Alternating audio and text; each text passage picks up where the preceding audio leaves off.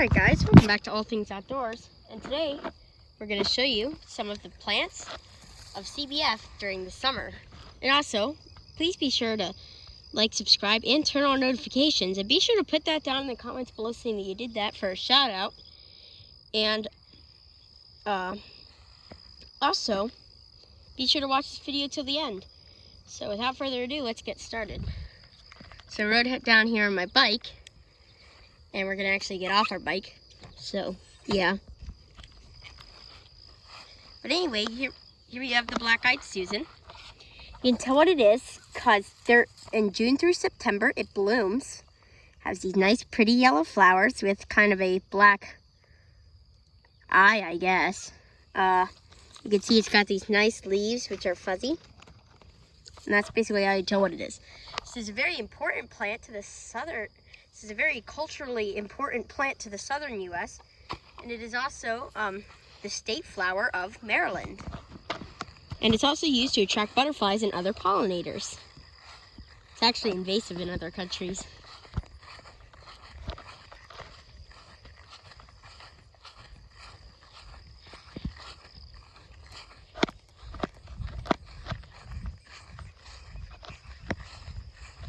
You can see here we have this wild ryegrass. That's been here for a while though. And also here we have grass-leaved goldenrod. So this is grass-leaved goldenrod, and you can tell what it is because it's got this stem that has many branches in it. And later in the year it'll bloom. And it also has these very thin, kind of curled up leaves. It almost looks like, it makes it kind of look like the plant is scorched, but don't worry, these are perfectly healthy plants. It's actually what it's supposed to look like. And this is not actually a type of goldenrod, it's a type of fleabane. It just looks like goldenrod when it blooms because it has clusters of yellow flowers.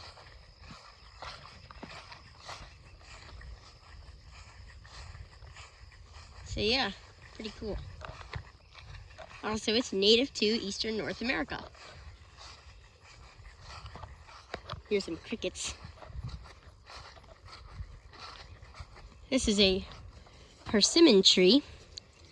You can tell what the persimmon tree is because it's got these nice leaves with parallel veins.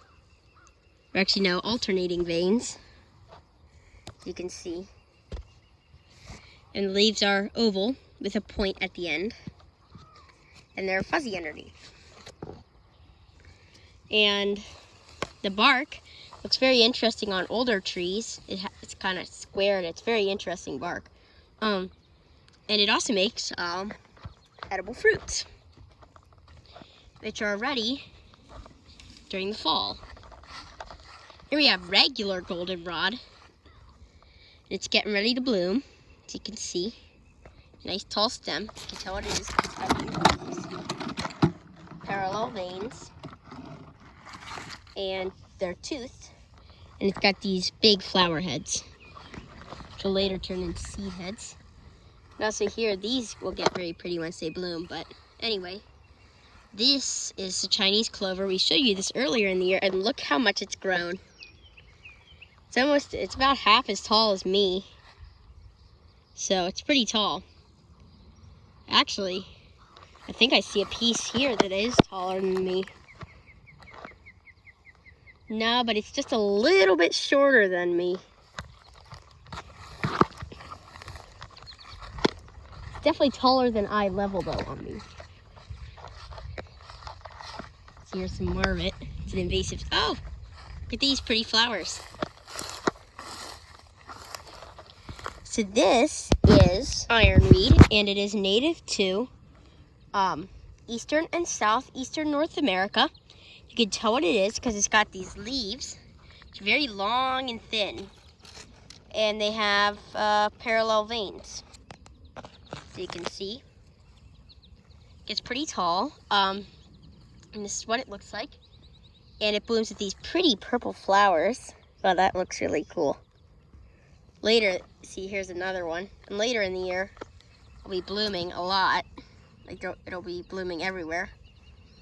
And it will, and this is a very important flower for birds And it is one of the top, oh, look at that. There's a monarch butterfly all the way over there. Just noticed him. Anyway, this is one of the top North American wildflowers for attracting bees and butterflies. So if you are thinking, so I would say consider planting some of this. Here's a dead stalk from last year. And yeah, that's about it for the ironweed. Here's some more of that Chinese clover, which you can see is completely taking over. Let's go see that butterfly. Oh, flew away. Here you have Queen Anne's lace, otherwise known as, oh, there he is. It's a male. Anyway, as you can see, here we have Queen Anne's lace,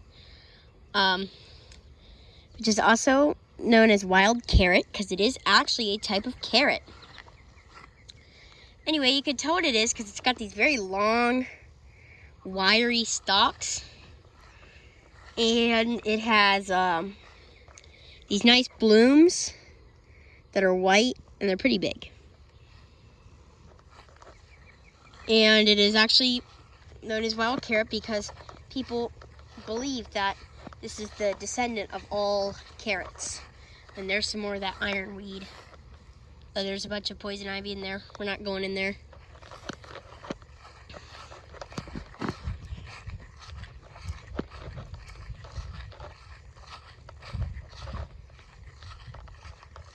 Here we have switchgrass. Oh, look at that, it's blooming. You can see the little orange thingies dangling from it. Those are the blooms.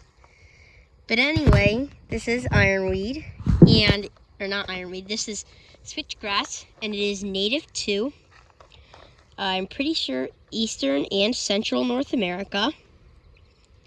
And it grows to be about this tall, and you can tell what it is because it's got these kind of bluish color leaves, and it's very, and the blooms, the seed heads and blooms are very airy and big on the switchgrass.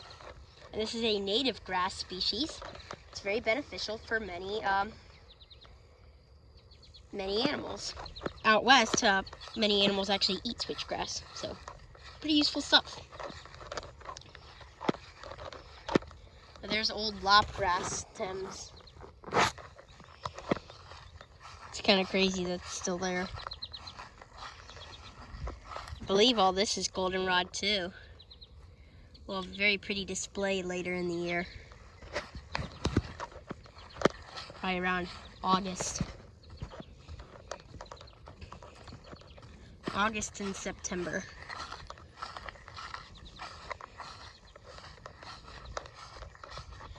Yeah, but anyway, it's gonna be about all for today's video. So once again, be sure to like, subscribe, and turn on, oh, look at this, actually, never first. Look at this little eastern red cedar tree. Anyway, that's gonna be about all for today's video. So once again, be sure to like, subscribe, and turn on notifications. Be sure to put that down in the comments below, seeing that you did that for a shout out. And we will see you guys on the next adventure. Also, before we go, I found this nice prairie tick seed. Very pretty. I actually went over this in another video, so if you haven't seen that video, be sure to check it out. So, yeah. And that'll be the real end of this video. So yeah, it's the end of this video. We will see you guys on the next adventure.